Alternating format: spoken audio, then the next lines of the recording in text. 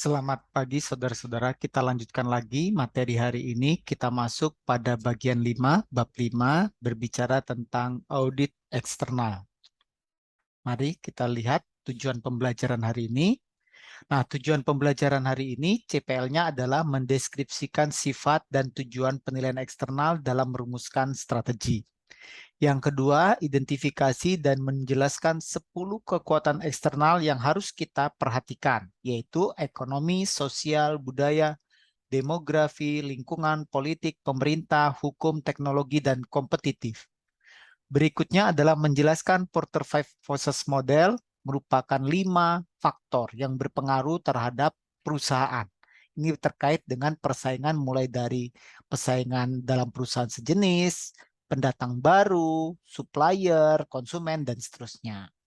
Terus selanjutnya menjelaskan bagaimana mengembangkan dan menggunakan matrik eksternal faktor evaluation atau EV matrik.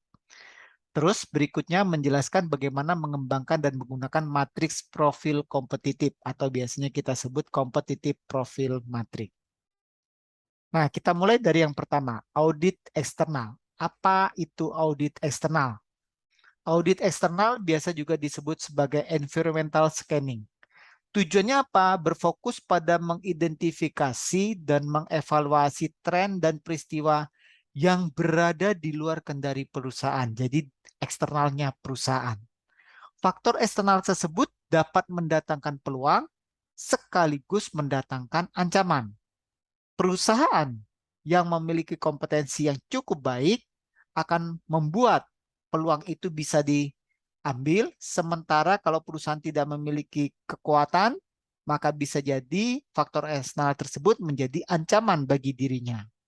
Nah, sehingga tim manajemen diharapkan dapat merumuskan strategi untuk memanfaatkan peluang dan menghindari atau mengurangi dampak dari ancaman yang terjadi tersebut. Nah, terus bagaimana sifat dan tujuan dari audit eksternal? Tujuan audit eksternal adalah untuk mengembangkan daftar peluang yang mungkin dapat dimanfaatkan oleh perusahaan, sekaligus mengidentifikasi ancaman yang harus kita hindari. Itu tujuannya. Nah, audit eksternal tidak bertujuan untuk mengembangkan daftar lengkap dari setiap faktor yang mungkin dapat mempengaruhi bisnis. Namun di sini dia hanya mencari faktor-faktor variabel kunci yang dapat ditindaklanjuti dan ini disinyalir adalah sangat membahayakan perusahaan. Jadi tidak semua faktor list lengkapnya kita masukkan, tetapi hanya variabel-variabel kunci, variabel utama. Berikutnya, perusahaan harus mampu merespon baik secara ofensif atau defensif terhadap faktor-faktor tersebut dengan merumuskan strategi untuk memanfaatkan setiap peluang yang terjadi dari eksternal tersebut atau memperkecil dampak dari perubahan eksternal tersebut bagi perusahaan. Nah, di sini terdapat 5 kategori luasan kekuatan utama di luar organisasi yang dapat berpengaruh pada perusahaan. Yang pertama apa? Kekuatan ekonomi, jelas ya. Nanti kita jelaskan satu persatu. Yang kedua, kekuatan sosial, budaya, dan demografi, serta lingkungan. Yang ketiga, kekuatan politik, hukum, dan pemerintahan. Yang keempat, kekuatan teknologi. Yang lima, kekuatan persaingan. Nanti kita akan lihat satu persatu. Nah, bagaimana hubungan antar kekuatan eksternal utama dan organisasi? Kita lihat di sini. Ada warna biru adalah kotak yang berisi 5 faktor secara luas tadi yang bisa berpengaruh terhadap organisasi. Kelima faktor tersebut akan mempengaruhi persaingan, akan mempengaruhi supplier kita, distributor kita, dan seterusnya. Nah, di sini pengaruh terhadap kompetitor maupun supplier dan seterusnya itu akan berdampak adanya peluang dan sekaligus ancaman bagi perusahaan itu sendiri. Nah, bagaimana proses pelaksanaan audit eksternal? Nah, tentu kita harus mengumpulkan data terlebih dahulu melalui informasi intelijen tentang bagaimana tren ekonomi, sosial, budaya, dan seterusnya. Bagaimana kita mendapatkannya?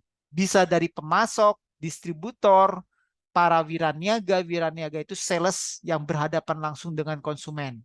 Dia akan tahu kenapa toko ini kemarin beli suatu produk jumlahnya besar, tapi sekarang kok berkurang. Nah, nanti dia akan bertanya pada si toko, Pak, Bu, kenapa sekarang membelinya sedikit? Oh, mungkin penjualan dia kepada customer akhir juga berkurang. Nah, dari situ dia akan mendapat informasi kenapa sih konsumen akhir itu mengurangi pembelian terhadap produk ini. Nah, itu merupakan sumber informasi penting yang biasanya kita peroleh dari wiraniaga atau sales. Kemudian dari pelanggan dan pesaing. Nah, masukan-masukan dari pesaing, pelanggan gitu ya, itu menjadi hal yang sangat baik bagi perusahaan. Nah, setelah informasi dikumpulkan, informasi tersebut diasimilasi dan dievaluasi. Nah, biasanya nanti semua informasi itu masuk kepada manajer, kemudian nanti manajernya akan mengkoordinasikan, melihat nih, oh ini informasi dari ini bisa mendatangkan peluang seperti apa. Oh, informasi ini akan mendatangkan ancaman bagi organisasi seperti itu. Itu akan didiskusikan di level manajemen. Nah, terus bagaimana berikutnya? Nah, dari situ dia akan membuat prioritas dari faktor-faktor tadi. Oh, ternyata faktor eksternal ekonomi ini yang membahayakan sekaligus peluangnya paling bagus. Nah, kita nanti masukkan sebagai prioritas nomor satu yang harus kita amati dan kita antisipasi. Nah, kata kunci di sini prioritas adalah mutlak penting dalam perencanaan strategis. Karena tidak ada organisasi yang dapat melakukan segala sesuatu yang menguntungkan perusahaan. Jadi semuanya kita lakukan tidak mungkin. Nah, yang bisa kita lakukan dengan sumber daya terbatas adalah membuat skala prioritas. Oke, berikutnya kita masuk pada pandangan yang namanya industrial organization atau kita beri pendekatan I/O. Nah, apa sih yang dimaksud pendekatan I/O ini? Pendekatan I/O dipergunakan untuk mencapai keunggulan kompetitif, di mana faktor luar lebih penting daripada faktor internal perusahaan. Makanya namanya I/O. Jadi industrial di depan, organisasi baru belakangan. Jadi kita mengamati lagi bagaimana lingkungan industri, lingkungan persaingannya. Dan ini akan berdampak pada internal perusahaan dalam rangka kita membuat persaingan yang berkelanjutan. Nah, siapa pendukung dari pandangan industrial organization ini? Salah satunya adalah Michael Porter. Dia berpendapat bahwa kinerja organisasi sangat dipengaruhi oleh kekuatan industri. Nah, nanti makanya Michael Porter mengeluarkan teori yang kita sebut Five Forces Model. Nah, Five Forces Model itu apa? Bahwa yang namanya perusahaan itu dipengaruhi oleh pesaing dalam industri, dipengaruhi oleh suppliernya, dipengaruhi oleh pelanggannya, dipengaruhi oleh produk substitusi, dan yang terakhir dipengaruhi oleh kemungkinan adanya pendatang baru dalam industri tersebut. Nah, ini kerangka konsep Five Forces Model Porter yang menggunakan logika berpikir industrial organization. Nah, sekarang kita lihat satu persatu dari 5 kekuatan tadi yang secara luas, kemudian kita breakdown menjadi satu persatu ada 10 kekuatan. Ekonomi, sosial, budaya, dan seterusnya. Ya, kita lihat kekuatan ekonomi. Kita harus mampu mengantisipasi bagaimana pergeseran. Dulu kita manufaktur. Dan kemudian ke depannya kita lihat ternyata ekonomi sektor jasa menjadi lebih dominan. Terus bagaimana ketersediaan kredit? Bagaimana suku bunga kreditnya? Bagaimana tingkat inflasinya? Tren PDB-nya? Bagaimana kondisi kebijakan moneter dan fiskal suatu negara? Nah, dalam kondisi pandemi kemarin, pemerintah seluruh negara melakukan relaksasi ekonomi. Suku bunga diturunkan supaya apa? Supaya ekonomi tetap bisa bergerak. Itu disebut counter cyclical policy. Jadi ketika swasta mengalami penurunan pada saat pandemi, maka harus ada yang menopang. Yang menopang adalah pemerintah melalui anggaran negaranya. Nah, itu mereka melakukan kebijakan yang namanya counter cyclical. Namun ketika pandemi mereda, nah apa yang terjadi? Ekonomi mulai berputar, masyarakat yang kemarin di dalam rumah sekarang mulai keluar, mulai berbelanja dan macam-macam, sehingga tidak terjadi keseimbangan supply and demand. Yang terjadi adalah inflasi meningkat. Nah, ketika inflasi meningkat, mau tidak mau, pemerintah mulai melakukan pengetatan ekonomi. Dengan cara apa? Menaikkan suku bunga. Terus bagaimana kalau misalnya negara tidak mau melakukan penaikan suku bunga karena tidak populer, sementara inflasinya sudah tinggi? Itu yang terjadi di Turki hari ini. Nah, sebelum pandemi COVID, yang namanya Turki itu 1 lira itu sama dengan Rp8.000. Tapi hari ini tahun 2022, setelah pandemi COVID, itu 1 lira sama dengan Rp800. Nah, kenapa bisa begitu? Karena kebijakan Erdogan ketika inflasi tinggi malah tetap mempertahankan suku bunga rendah. Sehingga yang terjadi nilai tukar mata uangnya pun mengalami pemerosotan drastis terhadap berbagai mata uang dunia. Nah, berikutnya yang kedua, keuntungan. Oh, ini masih di bidang ekonomi. Terus bagaimana kalau misalnya rupiah menguat?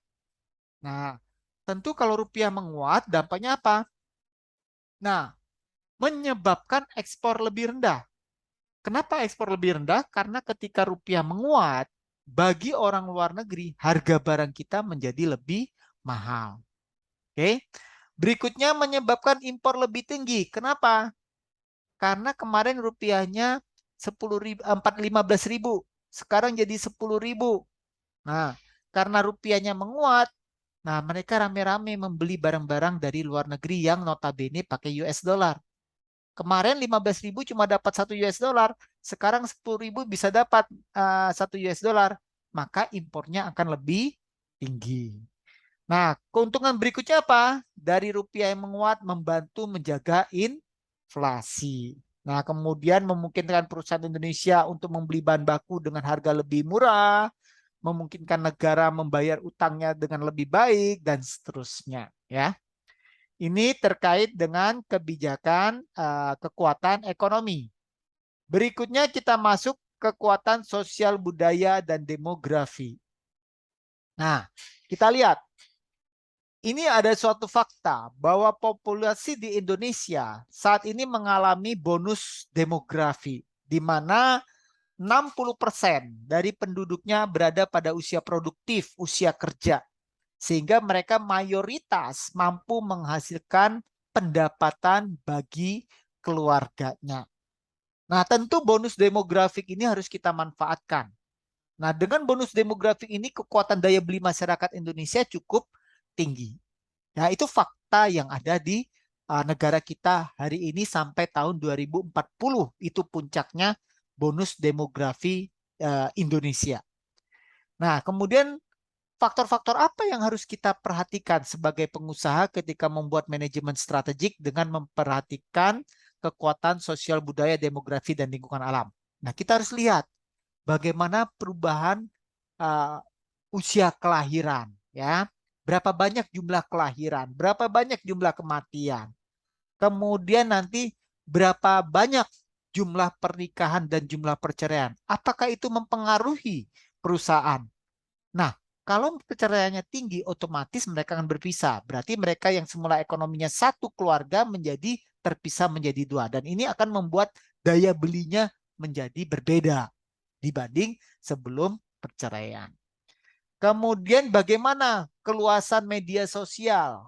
Nah, hari ini kita bisa memboosting, mempromosikan suatu produk melalui media sosial dan bisa viral seperti itu ya.